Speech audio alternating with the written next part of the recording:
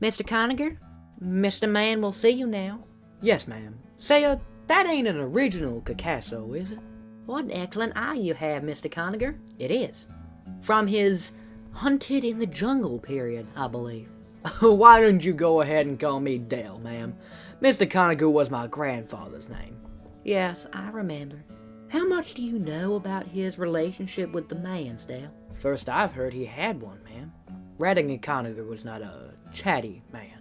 Well, 60 years ago, your grandfather solved a rather sensitive problem for us.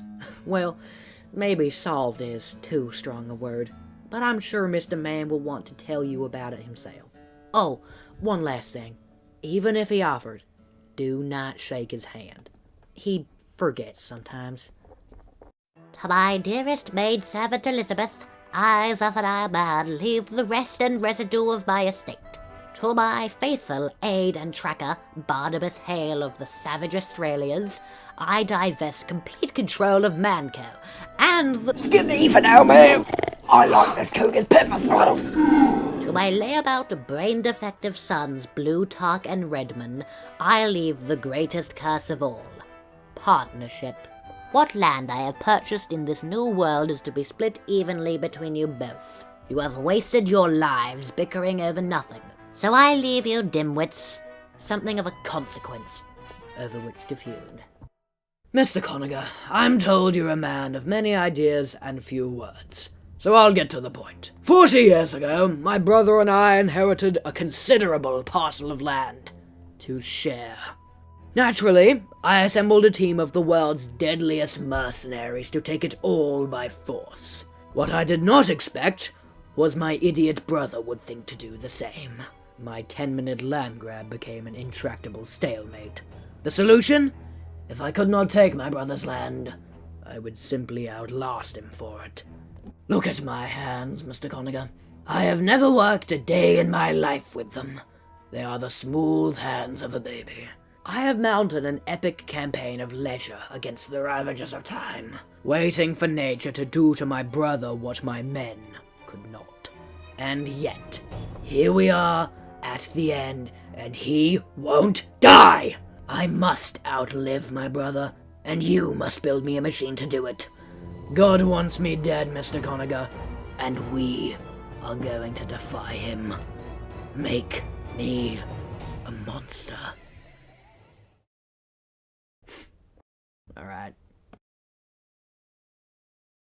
Don't just stand there in the rain, Mr. Conager. Come in, you're soaked to the bone, poor thing. It will save us both a lot of time if you don't ask who I am, or how I know what I know. Who I am does not concern you. What I know is that you've agreed to build Bluetark Man a machine that will prolong his life indefinitely. Yes, ma'am. Mr. Conager, could I possibly convince you not to build this machine? No, ma'am. No, I didn't think so. So let me propose an alternative. For the last 40 years, the Australians have outpaced the world in technology. And this is confounding, since by all appearances, they're a nation of idiots. Teleportation, cloaking, the entire spectrum of the mustache sciences. Every one of mankind's innovations now comes from the lager-pickled brain of an Australian. Because of this. Gold? Not gold, Mr. Conager. Australium. Uh-huh. Why is there a picture of a man boxing a kangaroo on it? It's how they choose their king. As I said, idiots.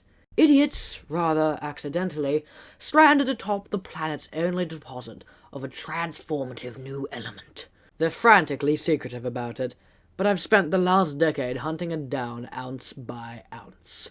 I've managed to amass 100 pounds. It's yours. Think, Mr. Conager. If this element can make a genius out of an Australian, what would it do for a man of your faculties? Use it to build Bluetark Man his immortality machine if you must. All I ask is that you build one for Redmond Man as well. And then, what do you think my rat-stink twin brother did? He built one too, that's what! I'm no closer to beating him than I was 100 years ago. And what's worse, your lummox of a grandfather didn't even build it right. This infernal thing is a lemon. I've barely cheated death out of a half-century with this pile of junk, and it's already breaking down! The way I see it, he was your grandfather, and you're on my payroll. Fix it! Sir, I'm, flattered y'all think of me, but I have no idea how to fix this. Hell, if I touch it, it'd probably kill you.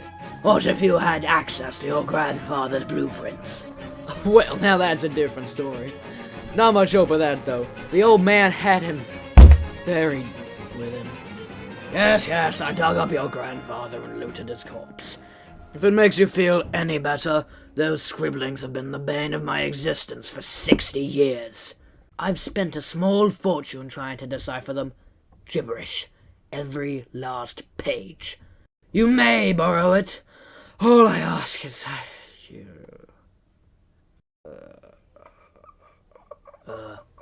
Sir? Is he alright? Give him a moment, dear. He's just dead.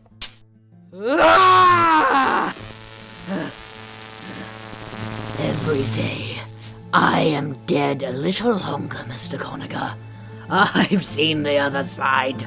There is nothing there. Fix this machine. I appreciate that you're my employer, and an old man besides, but if you don't take your goddamn hands off me, I will break you in half. Take your grandfather's notes, decipher them, learn how to fix my machine. If you find anything else of interest, remember, it's mine. Bring it directly to me, and do not build it.